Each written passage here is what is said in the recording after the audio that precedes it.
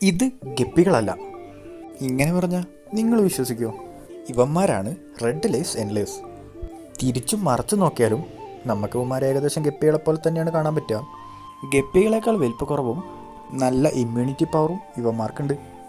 Community ടാങ്കുകളിൽ കൂട്ടമായിട്ട് വളർത്താൻ പറ്റിയ ഒരു ഫിഷാണ് ഇവന്മാർ.